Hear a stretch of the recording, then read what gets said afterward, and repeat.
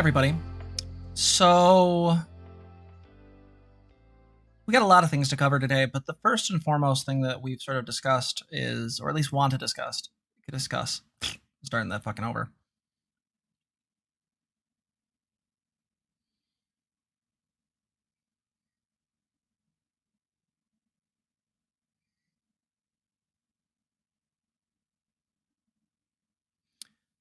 Folks, so today we're going to talk about intentions, because I think this is something important that gets left out of a lot of discourse.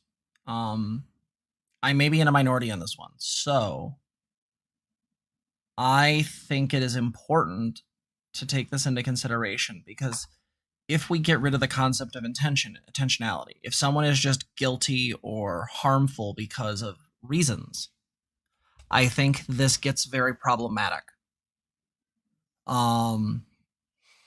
The reason why I bring this up is that I feel like intentionality is a big sort of discussion piece around why.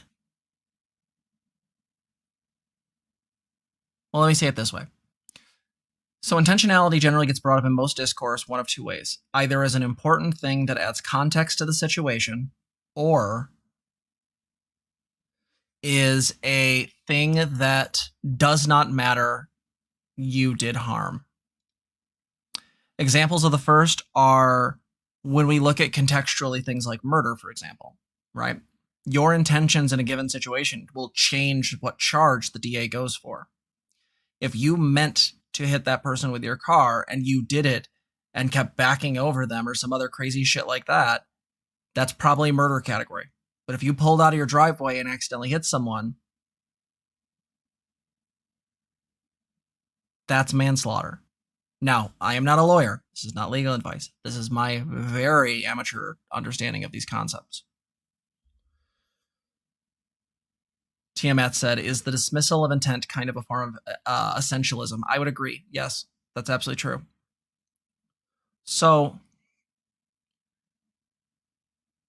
in the other example, we see this a lot in the left where people will flip out at a content creator or lose their shit because they believe that some form of harm has been done. And that's one argument. And then the second argument usually is your intentions don't matter. I question the first argument.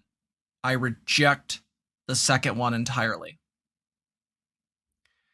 I'll give you an example. As a trans woman, there is a difference between somebody just calling me the T-slur or posting a, comment on here that ends up getting deleted versus somebody who engages in a microaggression. So an example of this would be recently, and I'll sort of denote these two things. On the Blair White video, there was a gentleman who posted a fairly long paragraph basically outlining we have real things to deal with, like war and poverty and child starving and all these other horrifying things that we can't, take your feelings into perspective. At least Blair makes this stuff palatable and doesn't shove it down our throats. I was actually thinking about approving that, and I initially did.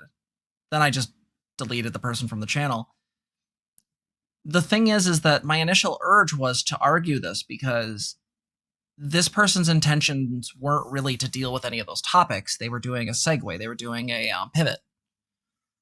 They were sort of invalidating the arguments given based on the idea that these things were, at some level, minuscule compared to larger issues in the world.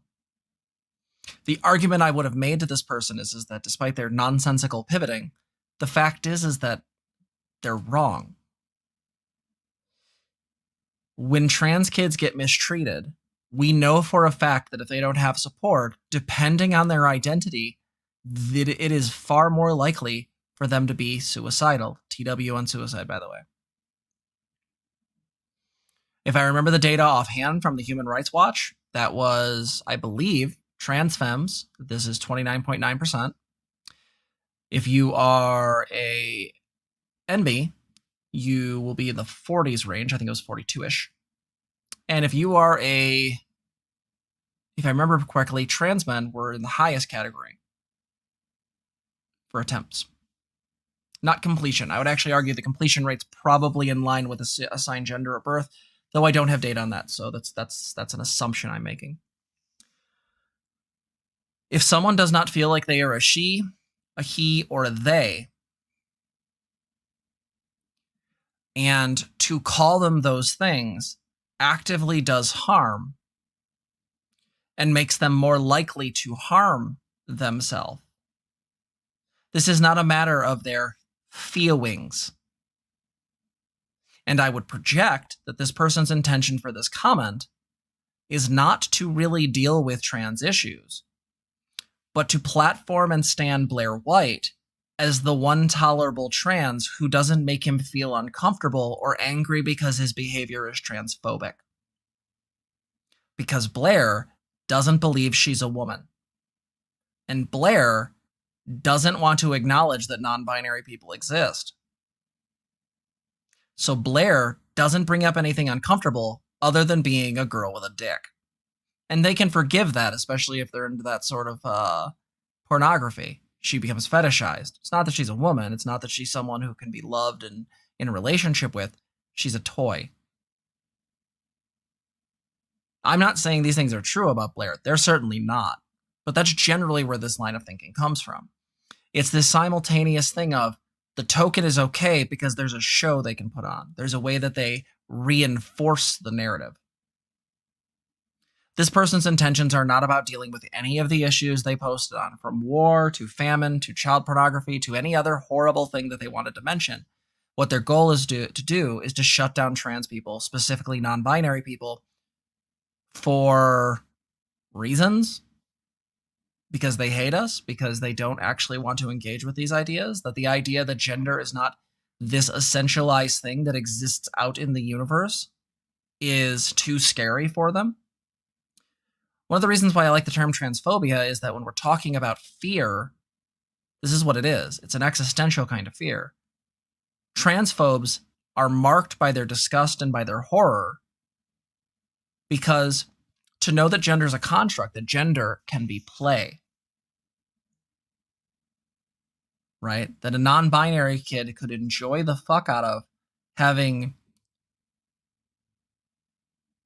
noun self pronouns or AM pronouns. That could make them happy. That doesn't matter because these people are a death cult. They don't care about happiness.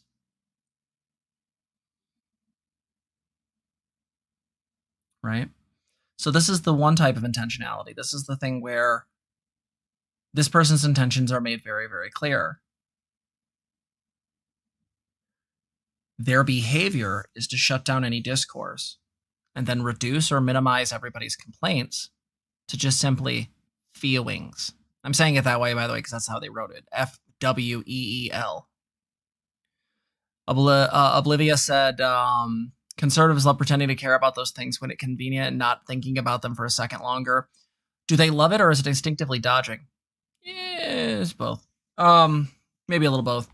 Well, I've said it before. Conservatives have no care about actual democracy. Democracy and liberty are concepts they can wield to maintain power. But they will drop those pretenses at the first sign they become in some way non-viable. This is why other clinicians really bother me when they try to say that I shouldn't make swath generalizations about conservatives. The fact of the matter is the majority of these people want me dead, or at very least back on the streets and being completely separated from the rest of society.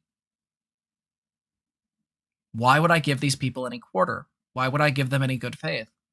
They're my political enemies. That man who posted isn't there to have a real discourse. That person's there because they want to shut me up.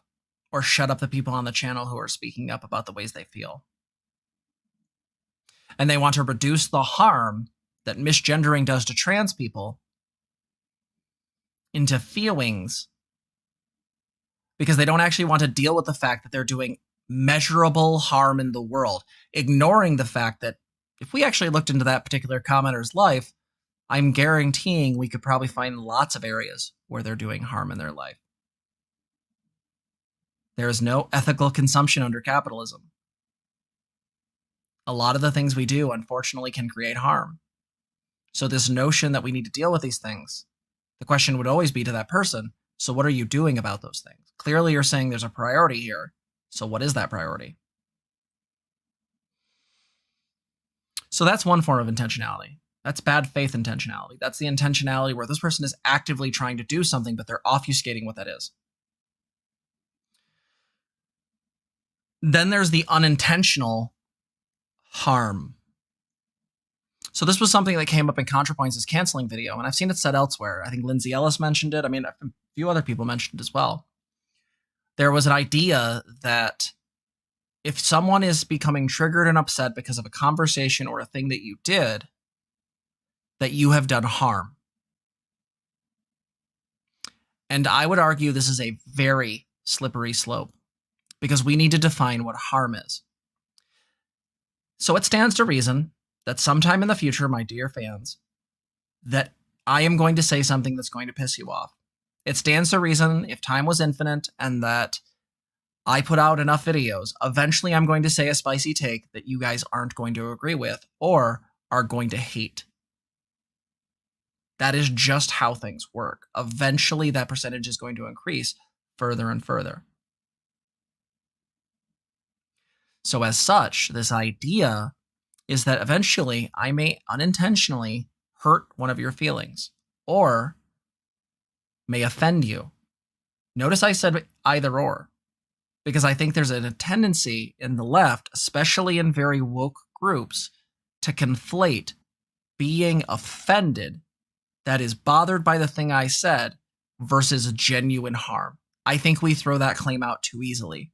We assume harm where there may be none. There may be offense. There may be feelings of hurt, betrayal. I've talked to trans people who despise ContraPoints because they felt betrayed by her. And I've heard this from numerous people. And the fear I get about that idea is that when I look at the things they bring up as citations, they're nonsense. They literally are not actually looking at these things clearly. They're quoting some other person's video and basically just spouting off things that aren't functionally true. So then I go, is ContraPoints responsible for your bad media comprehension? No. No. And even if she was just stating what her views or her ideas were, and none of these were inherently problematic, that is, they were directly transphobic or directly NB-phobic or directly whatever, and someone doesn't get the nuance of the discussion, she's not responsible for that. It's not her job to hold your fucking hand.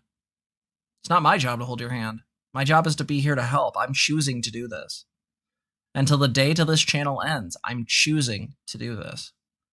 And I realize that at some point, I am probably going to upset one of you or all of you.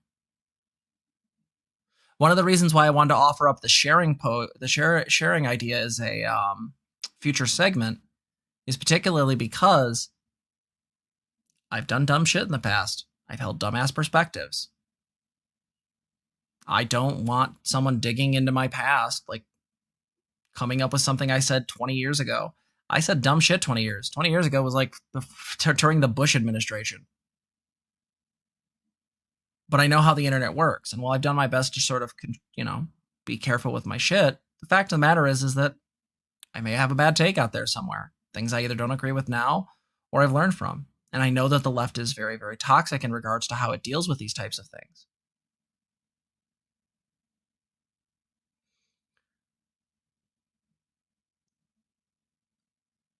So I sort of feel like one of the issues is that when we're looking at unintended harm, I think we need to genuinely look at it differently than intended harm. Because to me, there's a very big difference between a dyed-in-the-wool neo-Nazi and a leftist or liberal who makes a gaffe or says something that you don't understand fully or talks about a topic that is triggering for you. Because at some level, we have to hold people responsible for their choice of engagement. Now, I'm not justifying legitimately racist, transphobic, homophobic behavior, but we know who these people are. They're the Proud Boys. They're the Boogaloo Boys, I think they're called. Whatever. They're people who actively want to do harm in the world. These are bad actors and disinfo people that share conspiracy theories. We have to stop attacking our own. And we have to start acting like adults. The thing is that there are a number of questions whenever these kinds of things come up. What did the person say or do? What is the worst interpretation? And then what is the best interpretation? Because we tend to go with that first one. We ignore the second. And then ask ourselves, based on what we know from this person's work, does it seem like it's closer to the best interpretation or the worst one? For example, with Lindsay Ellis, if you look at her work, other than a couple dumb things she's done in the past, she's at least done 3 separate videos, to my knowledge, if not more, talking about race issues in Disney and other types of movies. So to believe that she is, to some degree, this dyed-in-the-wool mask-off racist is just, it's absurd. Unless you can show me very real data that goes just beyond edgy jokes and stupidity, I got nothing.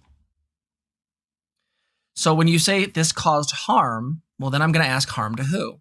And then I'm going to ask questions like, how do you know there was harm?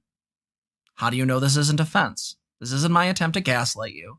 I'm not saying you don't get to be upset, but you have to tell me the difference between harm and offense. And once we've determined if there is in fact harm, which I think is something that's requires a burden of proof, but furthermore,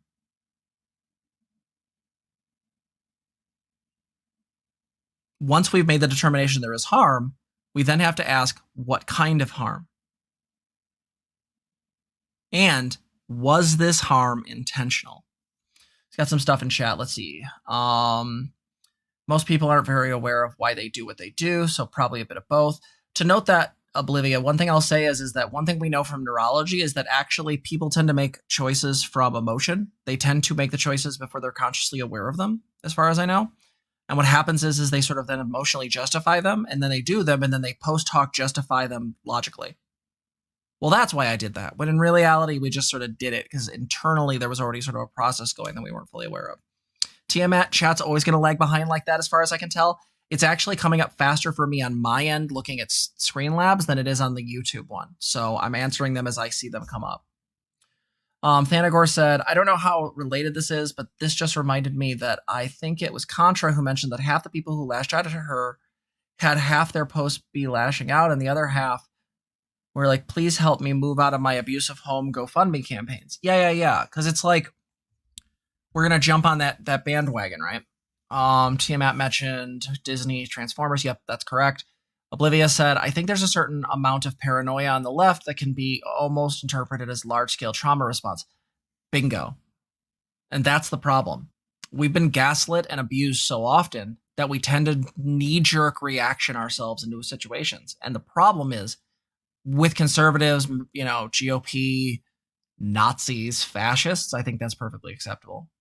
Because I would argue, from a false positive argument, we're going to be more likely to be right than not. And if we accidentally get a false positive there, I think it's a lot easier to clean that up than it is to assume not and get hurt. Now, we can get into the nuance of that, of should we let reform people from the right back into communities? I think yes. I think people should be given the opportunity to reform.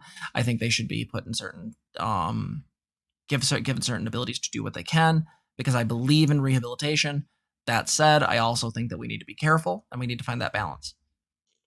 So I bring up these ideas of intention because one of the concerns I have is that anytime I'm responding in the comments, and you guys can look on the videos, anytime I'm in the comments, one of the things that really comes up is this odd form of projection that happens.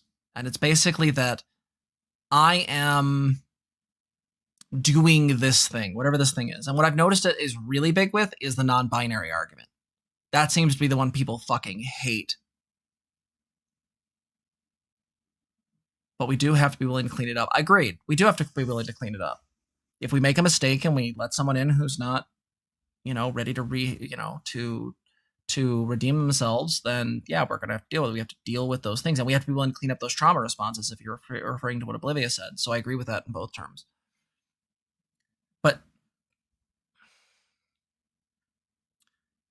in the non-binary conversation, and this is something that frustrates the fuck out of me, is there's this recurring pretension that I'm somehow this projection that I'm somehow trying to force people to own an identity they don't want. I've been fairly, I believe, compromising on this, namely that if you don't personally want to identify as trans, that's fine for your personal identity. But if you feel like you're not transgender in the community sense, that is, if we're talking about large-scale descriptions, I disagree with you emphatically. The evidence of the trans flag is proof of this. The discussions that have been happening since the 60s are proof of this. The history of the way gender nonconforming and trans people have had solidarity is proof of this. The fact is that non-binary people are under the trans umbrella, and the ones that choose not to be, I am very suspect of, because they're making essentially the same argument that Buck Angel does. I'm not transgender, I'm a transsexual. Don't confuse me with those people. I honestly believe, and have yet to been given an actual decent way in which that is not an analogous thing. I'm not trans, but I'm a trans ally. No, you're not. You get to claim the liberation of being your gender that you identify as, but don't have to take on any of the history or any of the political movement forward. Do not fucking call yourself an ally of mine when you can't claim a title that is universally accepted in medical and academic terms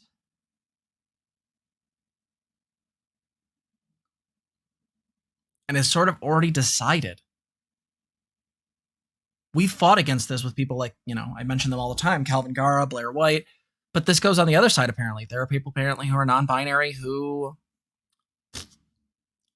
don't want to be called trans. Okay. I think that's fucking gross, but if that's your personal thing, you do you.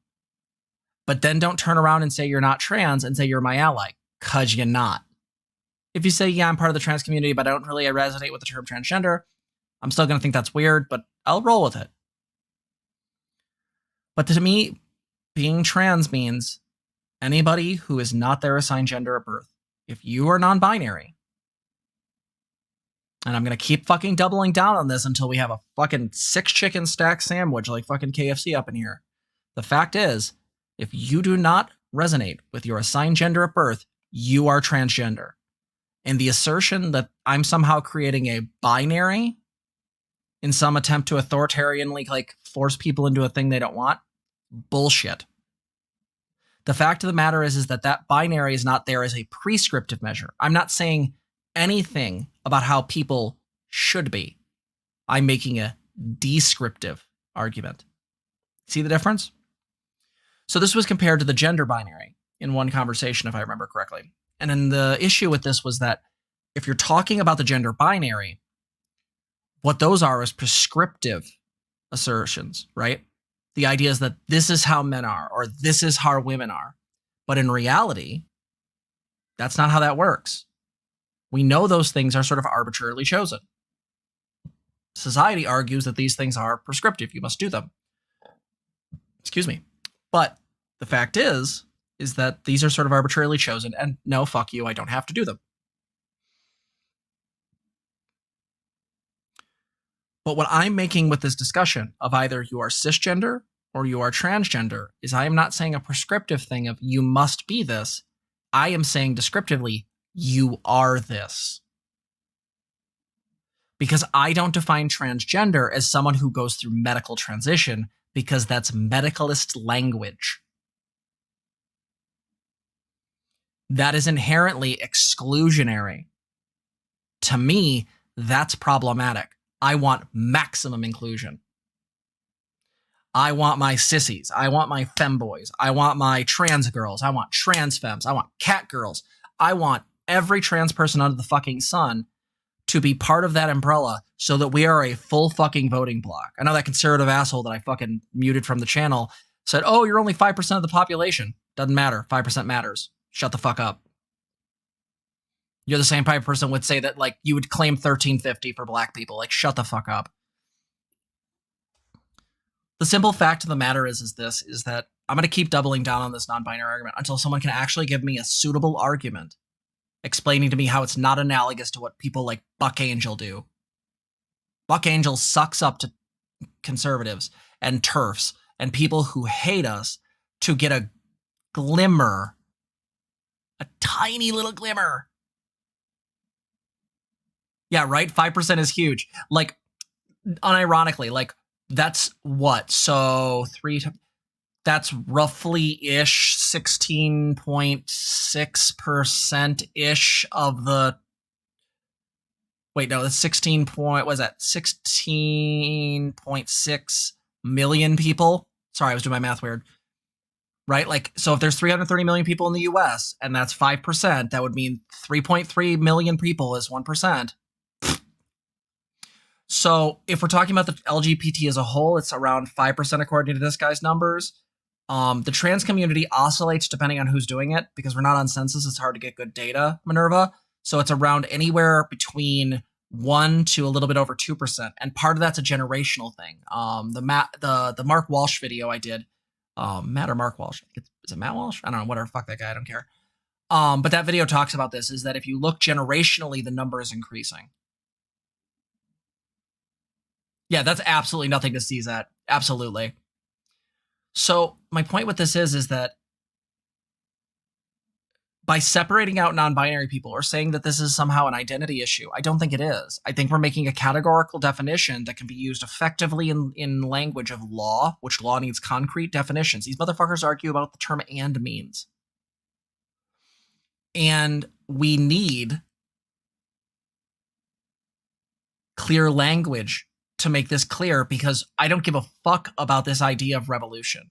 So this is a weird thing I notice in the trans community. There's the people who are usually older who want to integrate. They just want to fall into their transgender and they're good. And there's other people that want to tear down all the gender stuff and you know, whatever. I think both those are good ideas. I also think, and by good ideas, I mean they both have merit. I'm not saying I agree with everything in them or would go to their extremes, because they're both stupid at their extremes. And my reasoning for this is really simple. Whatever modifications we make to the perception of gender, whether that's legally or culturally, are eventually going to become the new conventional. And we're going to have to integrate that. We're going to have to figure out how to make that make sense within the general population. And by having these stupid fucking separations of, well, I'm not binary, but I don't resonate with transgender. No. No. Not okay. Full stop. Out. That type of language gets us in fucking hot water. It allows people like Calvin Garrett to do what he does. And it gives lawmakers an opportunity to try to compromise on binary trans people getting medical services and the non-binary people who also want medical services getting fucked.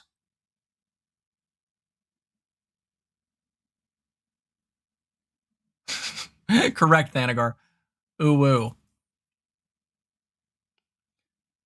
Like, I'm really trying not to be a bitch here. I'm not trying to tell you who you are. If you're non-binary, if you use fair pronouns like I do, you're valid. Full stop.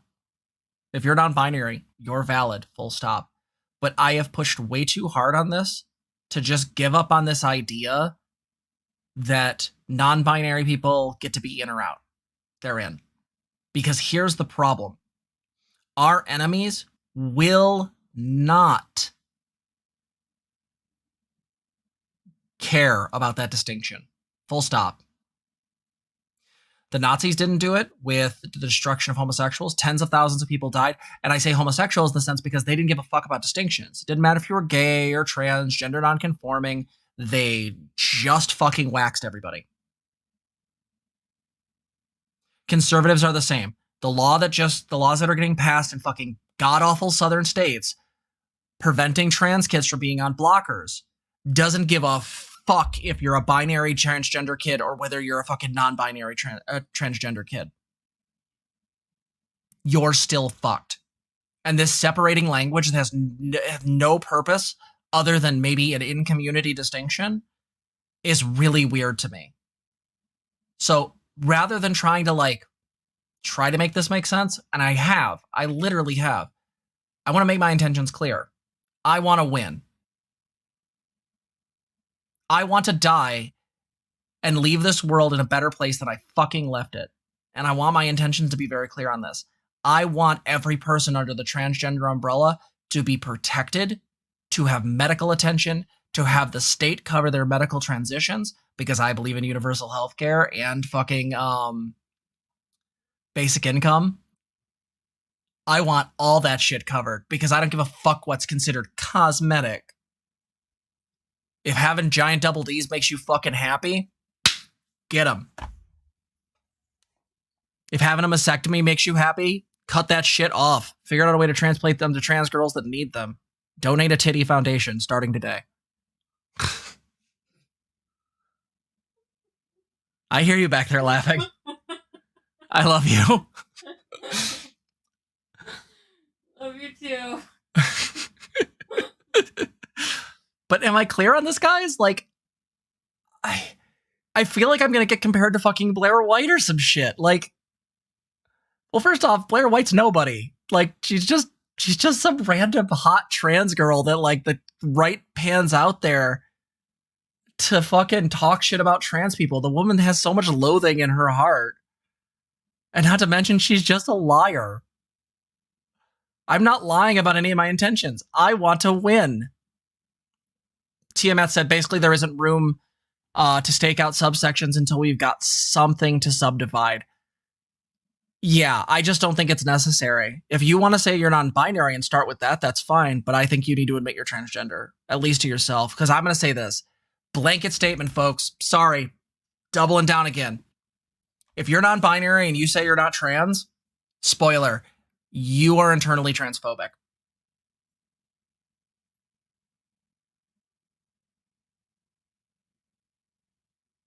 The only reason why that doesn't resonate or why you're not willing to accept a categorical definition that is used by every medical profession that accepts and uses affirming care for trans people is because something about the term trans does not resonate with you. Something about that feels off. I'll give you a parallel example. I've worked with trans girls before who were really comfortable with calling themselves girls. They really like the idea of being a girl or becoming a girl, right? Typically makes sense. Dysphoria is a bitch. But they got really weird when you call them trans girls. Now, I wear that shit like a badge of fucking pride right here on, my left titty. But the fact is that they actually get repulsed by this idea that they're trans. No. Danagor.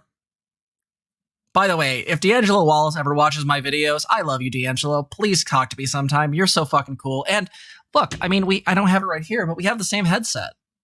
You have the pink ears. I have the ears that are black and pink. We both have we're both cat people. I love fucking D'Angelo Wallace. He's so fucking great. His videos are just so fun. He's the most adorable boy. Him and Joe Cat. Go look at those people sometime. Joe Cat and D'Angelo Wallace. Great people. Anyway. Still banking on money that Joe Cat's a secret trans girl. Anyway. My point.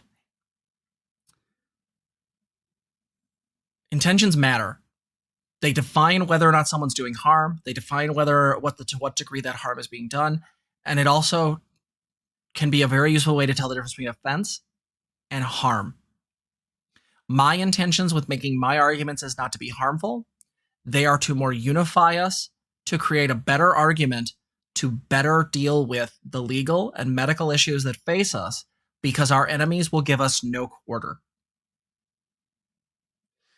And this ooh-woo, I have to have my identity exactly this way stuff. I know I sound like a right-leaning person right now. I'm a non-binary trans woman. I use she, her, fey, fair pronouns. I am the snowflakiest of snowflakes. I grew up so poor that I fucking knew what it was like to play with maggots. I know what being a fucking snowflake is, and I know what the idea of actually trying to get your identity correct is. But I also had to come to the realization that despite being non-binary and femme, I'm still a trans woman. I wasn't assigned woman at birth. I wasn't assigned non-binary at birth. They were like, nice dick, you're a boy.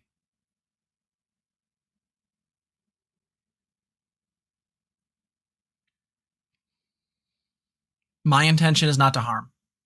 If you feel harmed by my stuff I've said, I'm sorry. I legitimately am. I'm not backing down. Can't. Nope. Not gonna happen.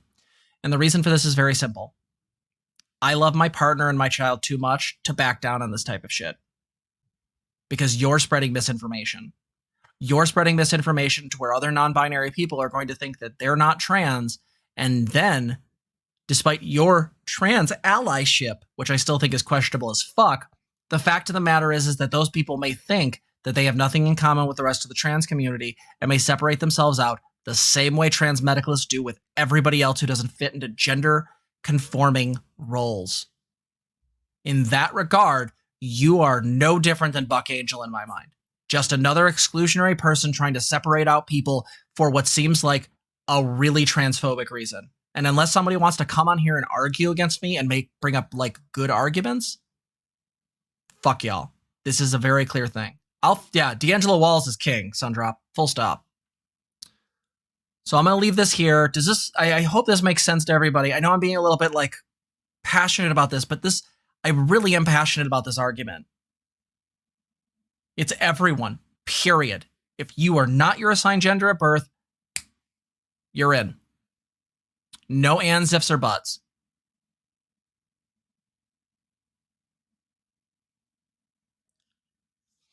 All right. So I'll leave it here. Thank you so much for watching. If you still stayed this far through this incredibly long rant, I want you guys to understand how intentionality works. Hell yeah. Fuck yeah. Why are you here? Just subscribed. Fuck yeah. By the way, I changed all the subscription and dono shit. So people want to donate, like throw $1 out there, you get to see some cool shit.